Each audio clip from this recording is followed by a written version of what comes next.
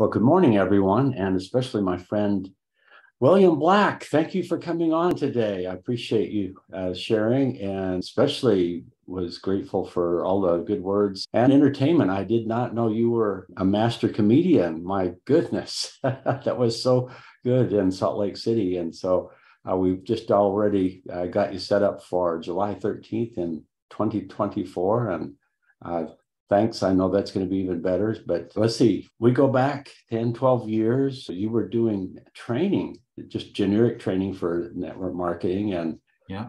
quite impressed with all of those things that you were doing back then. But I guess for our audience here, a lot of people don't know you. Tell us a little bit about yourself and what makes you tick, William. And then we want to just hear your best stuff as far as success. That sounds great. David, it's always a privilege to be with you. From the day I first met you all the way with nonstop, I've always felt that you had your eye on the right thing. And the right thing is putting first things first. And some people say, what does that mean? What does that mean? I believe if we can start with faith and then make sure we've got family and then business, if we can do things in that order, Dave, everything changes for the better. There's a different alignment, right? And I know you're a man of faith. I know you put God first. And I certainly am striving to do that. And I've noticed how things get better when you do things in that better way, right? And so my story is one of both hope and frustration and a lot of stuff in between. I grew up, and as a young man, I didn't think that I was a troublemaker. Even to this day, I never identified as a troublemaker, but to hear the way my mom would talk about me and others, I guess I just had a way of finding trouble. I would just get into stuff. And I think it was because I loved life and I wanted to get the most out of it. And maybe I didn't have any filters. Maybe I still don't. But I just remember feeling from a young age that I wanted to do something that mattered. I wanted to do something big. And it started by thinking my dad is the biggest hero in the world. So if I can just be exactly like my dad, then everything's going to be just dandy. And so I'm like, what is my dad? My dad's a CPA. So that must be the way to be successful. Just be a CPA. And so no kidding, at the age of 5 years old, some of you heard this story in Salt Lake, at the age of 5 years old, when the teacher's coming around telling the kids, what do you want to be when you grow up? I'm like, I didn't say the traditional, I want to be a policeman, a fireman, a doctor. I said, I want to be a certified public accountant. I didn't even know what that was, but that's what my dad was. And he was successful. He was who I wanted to be. And so, Ben, I didn't look to the left or the right. I just went blazing through Brigham Young University, Merit School of Management. I remember sitting for that horrific exam, multiple parts, and finally got that CPA license. Went to my home in Salt Lake City where I grew up, burst through the door. Mom, Dad, I've done it. I'm a CPA. Now what? It never even occurred to me that I would have to answer that question, right? So I know this is introductions, but if you could in your notes, put the important, vital question, what's next?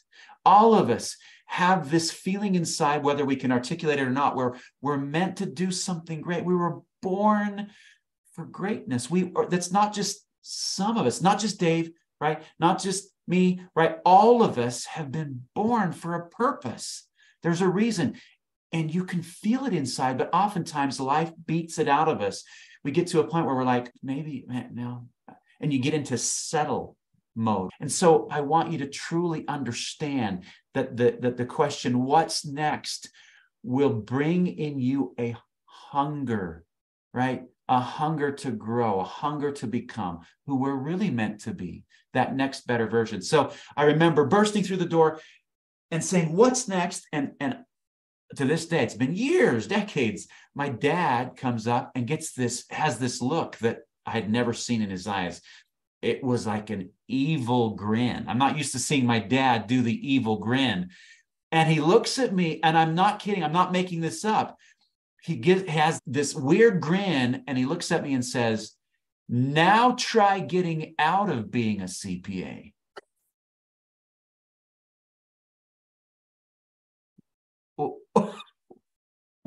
What? Like record ripping. And I remember I lasted in public accounting about 2 years. That was it.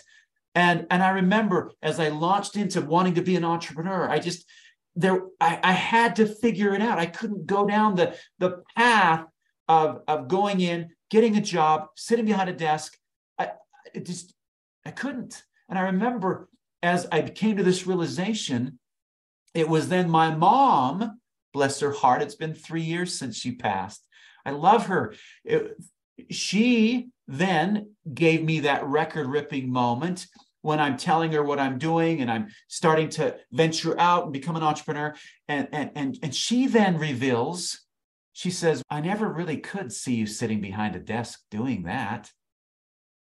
Again, record ripping. I'm thinking to myself, there's got to be in the code of parenting some kind of clause, a thou shalt section in the parenting guide where it's like, if you see your child going down a path that's not in their best interest, you have a duty, a responsibility to speak up, to say, there's a cliff there. Don't go off the cliff. And so here I've got both my dad and my mom completely guilty of parental neglect, of misleading their child. And I'm just kidding, of course. But it's those times in life where then I became a parent and I'm realizing I have no idea how to do this. I have no idea how to do life, let alone parent and help another little person or 6 little people, because we have 6 kids. Like, how are you supposed to do anything? You can't even keep your own nose clean. And so what does all this mean? It means that we're here for a reason. Maybe, just maybe, this is part of the journey. Maybe it's coming and realizing that a lot of it's doing your best and taking a face plant, getting back up, keep going. Isn't that what a child does? A child wants to walk. And so they're, bam, fall down. And maybe they get hurt, but they get back up. They don't go, oh my gosh, I just fell down. I wasn't made for walking. I know a lot of other people are, but that's not me because I fell down. I guess I'm just going to have to be a crawler. There's walkers and there's crawlers. I guess I'm a crawler. And not going to make that mistake again. I'm not getting back up and trying that again. That was an epic failure. I'm just going to be a crawler. Doesn't happen. I haven't met in all the little babies I've met. And I've met a lot in my own family. I have grandkids now. I've never met a single child that after their first failed attempt at walking, they gave up and just spent the rest of their life crawling. I go to the store, I go around, I'm in life at the airport. I never see an adult that's crawling around going, as a baby, I tried to walk and it didn't work. So I'm now a crawler. And yet, as funny as that may sound to us, how many of us have had an experience of life that was so embarrassing? We got judged, maybe we got bullied, maybe that approval addiction kicked in. And so we just made a decision, a summary judgment, and said, guess I wasn't meant for that. I guess I'll be a crawler. I'm not going to try that again. And yet my experience in life has been like a child. It's all about falling down, getting back up, falling down, getting back up. And every time you get back up and try again, something changes. You're a little stronger, you're a little wiser. There's a little bit more that's happened. You're not the same person that you were when you took that first attempt, second attempt, 100th attempt. And so it feels sometimes like it's in vain. Like, why will it matter to try one more time?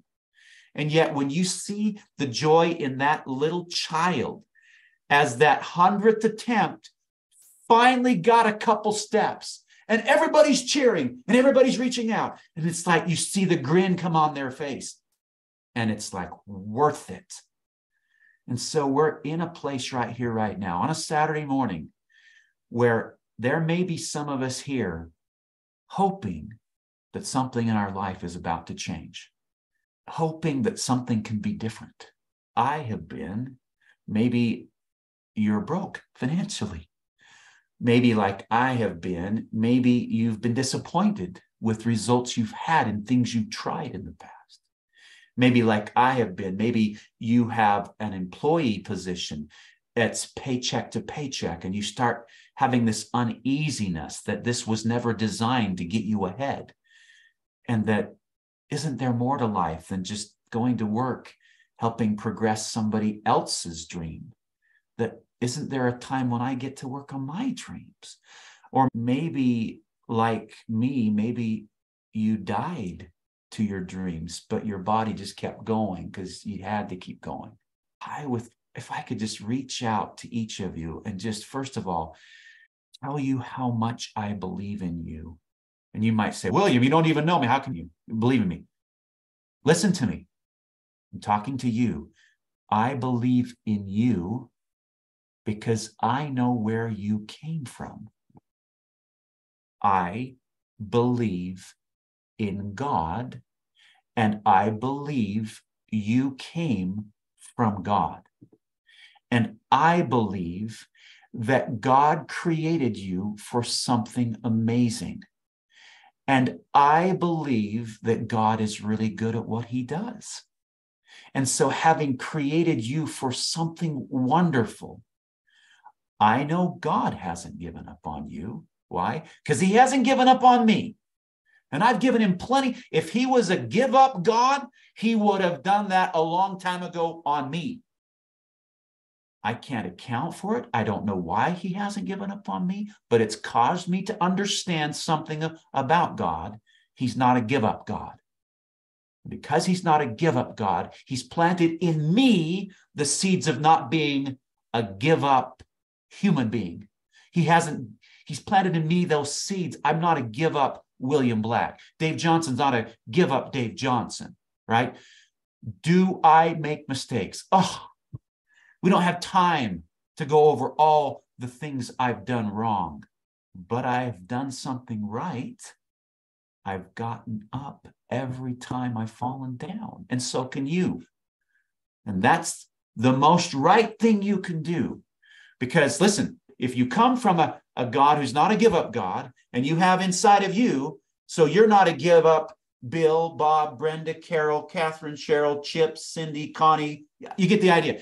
If you have that in you, and you have the ability to get up each time you fall down, then you will never fail because you won't stop. Now, do you need help getting up from time to time? Oh, yes. Have I needed help? Man, I have had some doozies that I thought I was down for the count. And it was like I needed to be resuscitated. And there were angels on both sides of the veil that came to my rescue multiple times, right? I have not done this alone. Dave hasn't done this alone. You're not doing this alone. But by golly, it is time to step into who you really are. And you've never had an opportunity like this. I think about what it's like to be able to associate with Dave Johnson. And that by itself, I hope if you're not pinching yourself, you should start giving yourself wealth. It's that cool, right? But beyond that, you don't just get to work with Dave Johnson. You get to work with a company that's not like your normal run-of-the-mill company. There's so much out there right now in the world that's trying to figure stuff out and spending billions of dollars trying to solve problems and masquerading and pretending that there's no solution. But keep pouring in billions of dollars and somehow it's going to get figured out. And all the while you happen to be with a company that has the answers. And the game is so intense that sometimes you have solutions that you have to be careful how you tell people about the solution you have. Are you picking up what I'm putting down? Because you might get in trouble for telling the truth because there's been a system built up over time that is all about the money in medical research and you get what I'm picking up, right? So you have to be willing to go into uncomfortable places to tell people the truth in a way that's compliant, but still gets the job done. And so people are getting incredible results that you would think, why isn't everybody doing this? It's because people haven't been given permission to. Did you realize that one of your great superpowers is you are a permission giver? And that most people around you are so like broken, so lost, so caught up in what's real, what's not real, that they become paralyzed. They don't even realize that they can exercise their God-given agency to choose. And so you can be a catalyst in helping give people permission to show up in the way they were intended to show up, and to join with you in this movement that will rescue untold millions of people from the darkness of complete ignorance and not knowing how to navigate these things. This is really important, what you've got a hold of right now. It's like in my world as a financial advisor, I've got locations all across the country. I'm fighting a similar critical battle against ignorance. In my world, I'm constantly fighting against financial illiteracy. I'm constantly fighting against a system that has, if you didn't know better, you'd think it was purposely trying to keep people in bondage. And by bringing literacy, I'm freeing the captive. I'm literally performing a service and utilizing my God-given talents and gifts, many of which I didn't even know I had until I started walking and doing the best I could and can. And so what I found is that there are things built up that already are established. Like in my world, I have to deal with the reality that banks aren't giving you financial literacy about how money works, because they would like you to be coming to them. And they would love to have you be coming to them and putting your money in their institution and making 1/10 of 1%, and then turning around, taking your money and charging you 25% on the credit cards they give you, right? That's a pretty good profitable gig. And if you become aware of how that's really working, that's not going to be in their best interest. It's in your best interest, not their best interest. That's what I'm trying to say about what you have with Avini. You have the answers. And there's entire pockets of industry that are not super excited about people finding out how it really works, because then it could compromise their ability to cash in. Now, that's all I'm going to say about the economics, because you already know that. What you really need today is the courage to step up and do something about it. I was on a Zoom with Dave the other day. I could learn just watching Dave in action is more valuable than going to a training about how to do it. Just watch Dave do it. I'm on a Zoom with him and he's helping somebody get started in Avini. Like, here, hold on, William. Do you mind if I take this real quick? He's so on all the time. How can I serve? How can I help? How can I make a difference? He's not talking about it. He's doing it. And that's all you've got to do. You've got to simply say, who in my world could benefit from a better life? Is there anybody that could benefit from a better life? What do you mean by that, William? There's really two things that you are uniquely positioned to do to help people have a better life. No one is making enough money these days. No one. Everybody needs to do something on the side. Everybody. I remember before COVID, it was weird to hear somebody say side hustle. Now it's weird if you don't have a side hustle. That's just the reality. So embrace it. You're no longer being weird when you come and say, hey, are you making all the money that you wanted to make?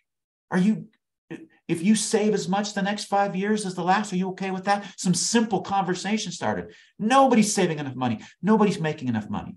Do you have a solution for that? I hope you're aware you have a solution for people increasing their income. Now, one of the challenges when you have such powerful health solutions is that all too often you might be tempted to hide behind your health solutions out of fear, unfounded fear, that if somebody found out that there was money to be made here, they might have a meltdown. Now, I promise you, that's just something you've completely made up in your mind. Many people I come across know they have to improve their health, but they don't have the resources to do that. So what if there was a way, just saying, what if there was a way that you could help them out with a plan that could improve their income so that they could improve their health, versus only coming at it from a way of improving your health? As I met with many of you in Salt Lake, I was blown away at the enthusiasm you have around your products and your solutions, which is wonderful. It's wonderful. What I would have loved to see just a little bit more is more discussion about solving another problem that is just as serious as the health crisis. And that's the financial crisis that families are being hit with. And so I'm not here to tell you how to do your business. Dave is doing a masterful job of that. But I am here to be that voice, sometimes that unreasonable voice that says there's more to what you're doing than what maybe you've been willing to accept and embrace. And because of approval addiction, because we're so attuned to worrying what other people think, it could keep us from stepping into the very thing that's needed to help transform a life. So if you weren't in Salt Lake and you didn't write this down, I'm going to repeat it so you can. And some of you that were in Salt Lake have already forgotten it, so I'm going to say it again for you. What other people think of you is none of your business. Please, what other people think of you is none of your business. And if you spend all your time in the wrong business, you'll never get to the right business. And that's what I see happening all around. People are so caught up in what other people think of them. They make that their business. They spend all their time building that business that's not profitable, doesn't make any difference, only keeps them down. Whereas if you could just step away from that business, focus on what you're here to do, the mission and cause of lifting people, making their life better in two amazing ways. Their wealth better and their health better. They even rhyme. You can't mess it up. Health and wealth, right? They go great together. And you're uniquely positioned to do that in ways that no one else can, right? So make that your focus.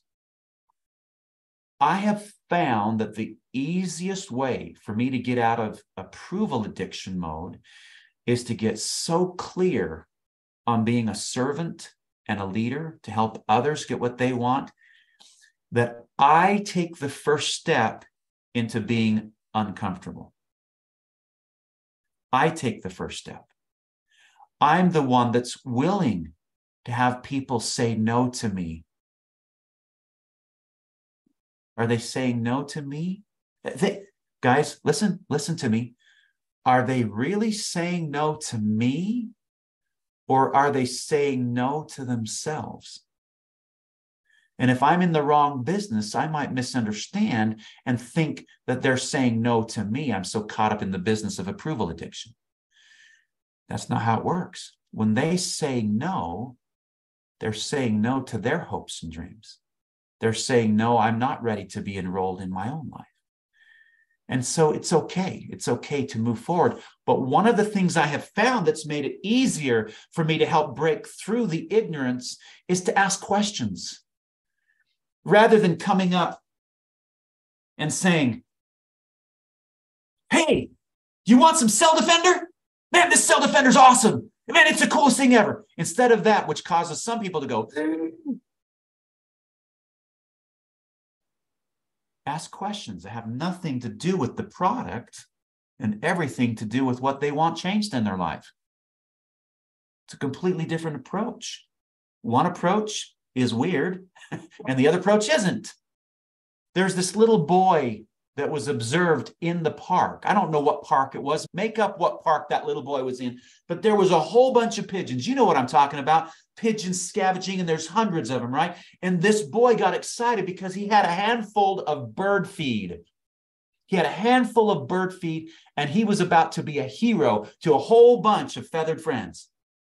And so with that bird feed in hand, he did what any reasonable little 5-year-old with a bunch of bird feed that's excited would do.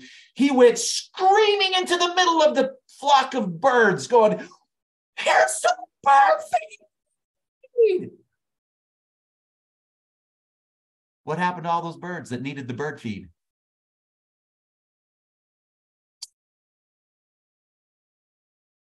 And disappointed, he came back to his parents going,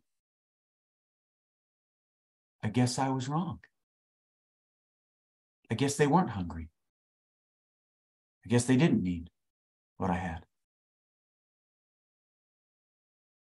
Now, we all know that's not true. And yet that's what happens every time we go and shove a product in somebody's face, assuming that they need it. And you might be right. Doesn't matter if you're right until they understand that they have something that they want to do something about. It won't matter. And so what I have found is way more effective is I just get to know somebody, ask questions. Hey, how are things going in your life? Oh, pretty good. Lie. It's okay. It's okay. We all do it. How you doing today? Fine. No, you're not. You're not fine. We play these little games. And so I get to know somebody. I'm like, tell me more. If you could change anything in your life, what would it be? Now they get a little braver because you're giving them a chance to talk about their favorite subject, which is themselves. And so if I could change anything, I'd maybe get a little more money. Oh, what would you do with money if you had more money? I wouldn't be so stressed out with my job. Why is your job stressing you out? Oh, it's this boss, completely unreasonable. Like, I can never take time off. I'm always under their thumb. How would your life be different if you weren't stuck like that? Oh my gosh, I wouldn't have anxiety all the time. My life would be better all the time.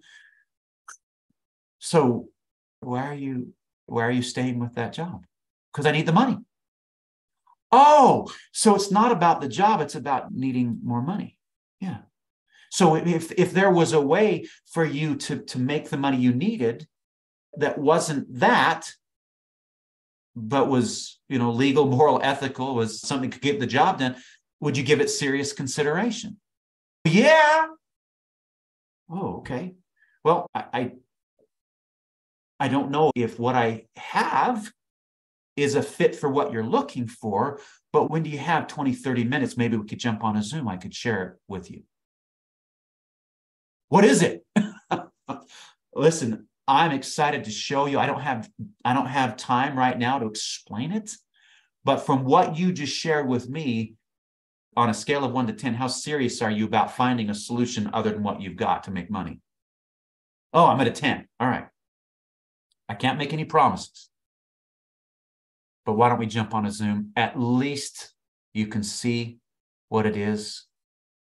Because I just know there's a lot of people that have been in your situation that I've been able to connect with something better that's made the difference, all the difference.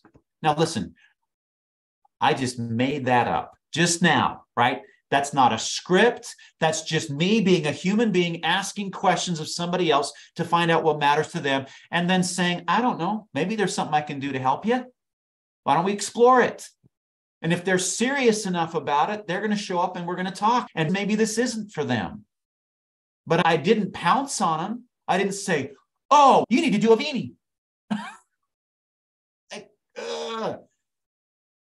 5-year-old running into a pack of birds, screaming at them. Doesn't work. Doesn't work for birds. Doesn't work for humans, right? But when I can find out what somebody really wants and that they're serious about a solution, I've already got them enrolled before we ever talk about Avini. Why? Because I did the only enrollment that matters. I enrolled them in their own life. I found out what they wanted. And I found out if they were serious about doing what it took to make the better life. That can be done on questions of income, questions of health. You told me your health isn't what you want it to be. Tell me more about that. Oh, I don't know. I feel sick all the time. I feel lethargic. I don't know what's wrong. None of the doctors know what's wrong. Huh.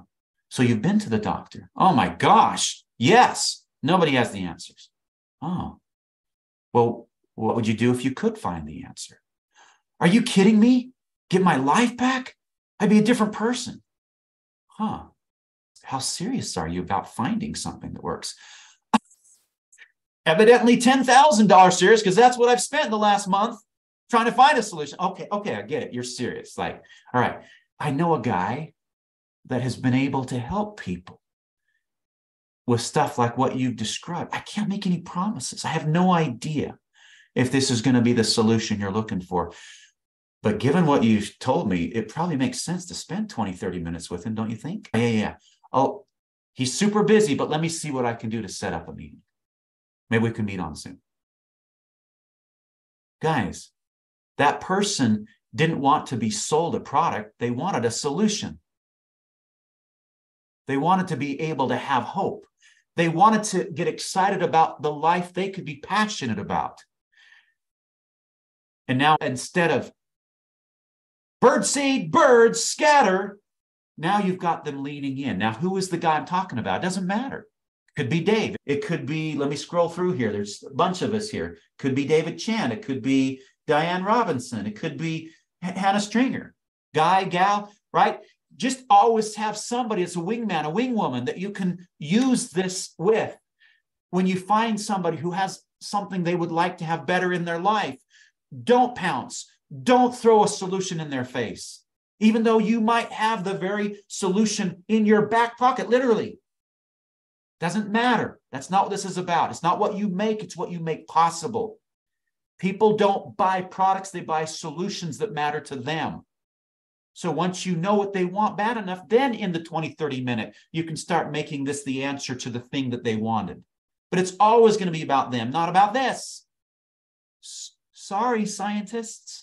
Sorry, people who love to talk and talk and talk and talk about this. I get it. You're excited. It's changed your life. Get over it.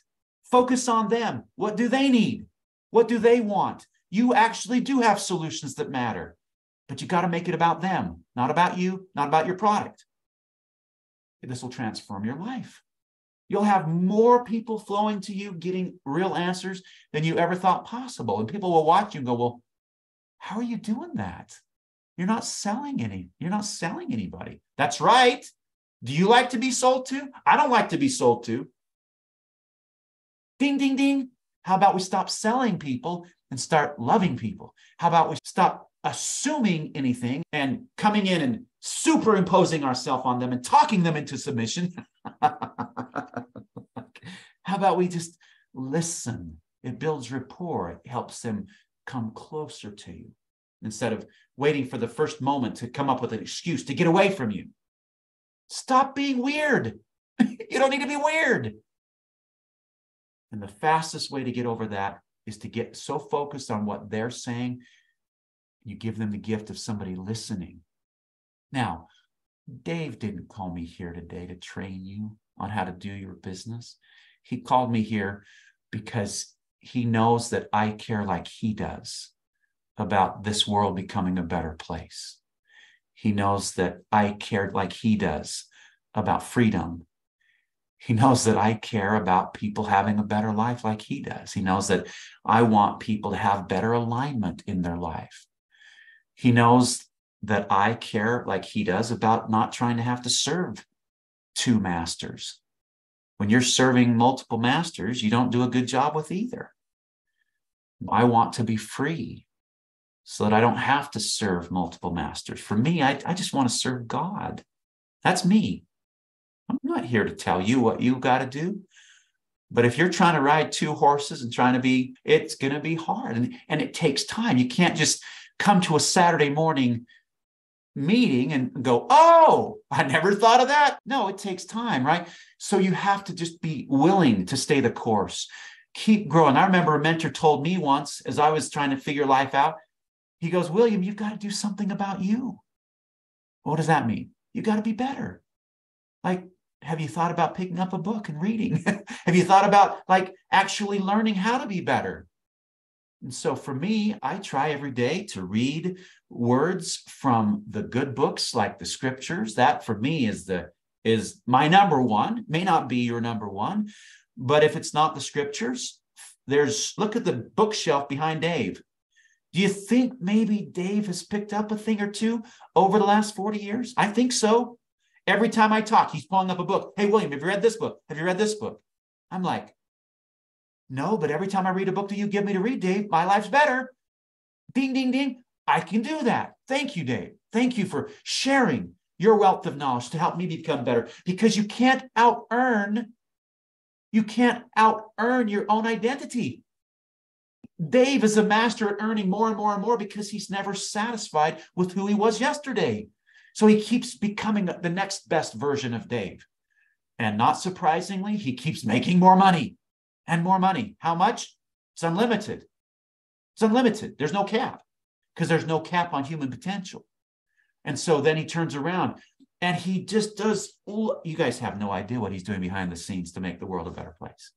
But that's what's possible because he's financially free. That's what's possible because he's focused on the right things. And so can you be. But you've got to become the next better version of you. Money is a function of who you become and how many people you help. You're uniquely positioned to do both of those. But remember, you've got to grow. And growth isn't comfortable. Comfort is sitting on the couch and watching somebody else live their life. That's comfortable. Doesn't take you anywhere.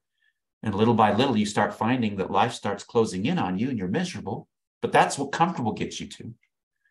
Whereas growth that's uncomfortable starts bringing more possibilities, more abundance into your life. And that's what you deserve. That's what God intended for all of us. So get into alignment is the real message today. If there's things that aren't right in your life, which we have, all of us, that way to improve and get better, well, change. If you're ticked off at somebody and holding a grudge, stop it. You being ticked off and holding a grudge and not forgiving isn't hurting them, it's hurting you. It's like you drinking poison and hoping they die. Oh, stop it. Stop it. That's a burden you don't have to carry. And it's like I said before, you're in the wrong business. If you're in the wrong business of worrying what people think, if you're in the wrong business of holding grudges, being ticked off at life, being a victim, those are all the wrong businesses. Get into the right business and watch your life change dramatically, right? So ours is a message of hope. If somebody as messed up and broken as me can keep standing up each time I fall, keep improving each day, keep making a difference, so can you. I promise. I promise. And the only difference I've found between my success and somebody else who wants to be success is, in many cases, I've just been trying a little longer than they have been. I've been a little more hungry than they have been. I've been a little more broken than they have been. So maybe I wanted it more, right? But I promise, if you'll just stay the course, keep going, keep improving, keep learning, keep showing up on a Saturday morning when there's a whole bunch of other things to be done. That's why you're champions. That's why you have this now. Dave, I just want to open it up a little bit and maybe have you ask some questions about what we've been flowing here today and see if we can't pull out even some more value that could help these amazing champions just get out there and have an incredible next step.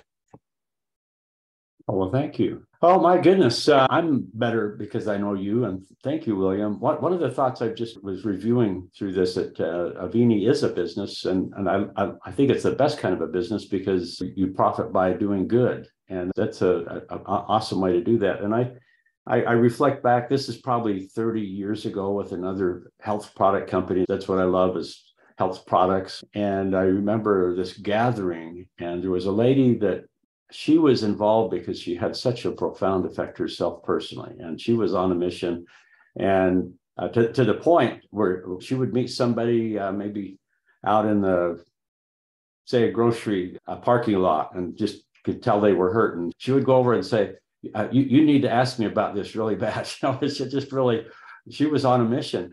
And at this gathering, there was someone else that was just looking at this as a business, and they were doing really well. And quite a few people were admiring and edifying this person. And I actually offended this lady, and she went up and told him, she said, I got in this business to help people. I didn't get in this to make money. But he was a nice guy, very kind. And he just looked at her and says, well, when I share these products with people, the products work for them as well. As I see it, since I have a big business and I'm moving more product, I'm just helping more people than you are. And she just got an aha moment. At that moment, she just started building a business and became able to help a whole lot more people. And Yes. I look at Avini on the 10th of the month. That's when our report card comes out. And we look at the report card and it tells us how much good we've done. Because if you look at this type of a business, it's a certificate of service rendered. It represents all the people, the good you're done. So you should be as big as you can in this, because helping people is where it's at. And the way to make it better is help more people in a bigger way. I love what we're doing. And just another comment, falling down, someone actually coined the term flurn, because that's how we learn, is by failure. We're flirting. This really, you've nailed it, Dave. And I know for whatever reason, probably because so many people have had a bad experience with money being their master, that they're trying to get away from bondage. And in the process, they're trying to get away from money. So money has become the bad guy. And because they haven't learned how money works, it's not their servant. It has been their master. And so they're resisting money in all forms. And then it feels sleazy. I know I have to use money to pay my bills, and I know I need money to buy these amazing products, and I know, but I feel weird all the time. And if you're in that state of constant weirdness, not in integrity, then you're sending off vibes that can be off-putting. Instead of bringing people to you and helping them get the very things they need, then you're slowing down the process. And so one of the exercises that I would encourage anybody to do is make peace with the things that have in the past maybe not been there for them. And if money has been a bully in your life, just acknowledge it, call it for what it is, but don't say it's evil. Now, the scriptures say the love of money is the root of evil. They didn't say money was. I hope not. Money is building churches and temples and providing resources for families and providing means of acquiring life-saving and life-changing goodness. I hope if that's a thing that's running in your mind, please make peace with that as soon as possible. There's some exercises you can do to overcome that virus that has infiltrated your system. I have fun with it. I tell people in my organizations, in my agencies, I'm like, hey, listen, by doing what I'm telling you to do, you're going to make a lot of money. And I know that's going to make some of you uncomfortable. So here's the deal. I've set up a P.O. box in Provo, Utah. Any of that money that comes to you from helping people that you just don't know what to do with, it's overwhelming, just send it to my P.O. box. I'll take care of it. Now, I'm having fun, but it communicates. It's, hey, there's going to be a flow of resources. We start helping people, there's going to be resources. And if you're not okay with that, don't let it slow you down. If all you can deal with is 3,000, 4,000, 5,000 a month, that's all you're comfortable doing. That's your money thermostat. Great. Send the rest. Send the rest to me. And so there's ways that we can get over this, Dave. And you're absolutely right. I love what you just shared. And I hope that everybody's taking that to heart. Jim Rohn, hopefully, if you've done any level of personal development, hopefully you're familiar with that name. If not, he is one of the greatest in the field of human development. And I remember the story of him at a seminar, and somebody came up after the seminar because he's teaching people how to be wealthy. He's teaching people how to become millionaires.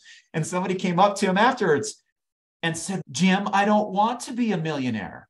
I don't want a bunch of money. And in his beautiful, loving fashion, Jim Rohn didn't skip a beat. He goes, I don't want you to become a millionaire for the $1 million. I want you to become a millionaire for who you're going to have to become to get $1 million. So it's just another variation of the same theme.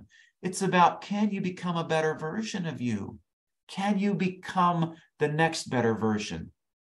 And that's what this is all about. This is what you have. You have a way to change the world. How many people need what you have? Can we at least agree millions? Can we agree on that? So if there's millions, it doesn't take a rocket scientist, just like Dave said. Do you want to be a source of distribution for 2 people to get these amazing solutions?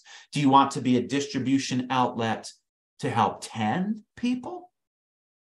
Or do you want to be more like Amazon, that has a platform that can distribute so that millions and millions of people are helped? It's up to you. If you want to build distribution that can help a lot, then build distribution that can help a lot. It's just another way of talking about it. And it takes resources to build distribution. It takes time to build distribution. But if you're really serious about helping untold thousands and thousands of people, you're going to get to build distribution. Oh, I get excited, Dave. Oh, it's fun. Yeah, Simon Sinek, he always talks about start with a why, and that's some of the most important things. And if you're starting, I want to make a lot of money, that's not going to work. You almost certainly won't, especially if your business is involved right where everything counts, where all the fun stuff is, people. And I've heard it said that if you don't understand people, you don't understand business. And the whole thing really is just love people and provide service, and then the money is a byproduct. But if you focus, especially in a business like this, people can smell it, and it's not good. But on the other hand, if you think of it, I just want to help a lot of people. Then it kind of fits in with what Zig Ziglar affirms so well. He says that money really isn't the most important thing, but it's right up there next to oxygen. I love that, Dave. I love what you're doing. I love your vision, your leadership. I wish we could have every one of these. How many are there here? 57 of us. I wish we could all be here on the screen, sharing our stories, sharing the things that are moving us at the deepest level. And I just want to acknowledge each and every one of you that's here. Even though I can't see you visually, I can see you. I can feel you. I can feel your energy. I feel your goodness. I feel your desire to make a difference. And I want to encourage you to keep going. I want you to think about how much your story means to you. I want you to think about what it feels like to share your story. And I want to encourage you to realize that everybody you meet has a story that they don't know how to tell. And that if you'll focus on helping draw them out, even while you're excited to tell your story, it's going to be transformational. And it will change the world for the better. So keep going, each and every one of you. Oh, how precious you are, how critical you are, how important you are in this great work of preparing the world for some really cool things that are coming. The best is yet to come. I love this 57, you could start a revolution with 57 people. One of my very favorite thoughts is this idea that's expressed that never doubt that a small group of thoughtful and dedicated people can change the world. Indeed, it's the only thing that ever has. And we are a movement, and we're doing it for the right reason. We got the right products. It's so fun to have stuff that everybody needs it and they don't have it yet. And we've got a job to do. And William, thanks for helping us have that vision and getting us excited. Sure love you. And thanks. I love you too, Dave. And everybody, July 13th, get it on your calendars. I know there's a lot of events between now and then, but I'm going to be there in Salt Lake with Dave on the 13th of July next year.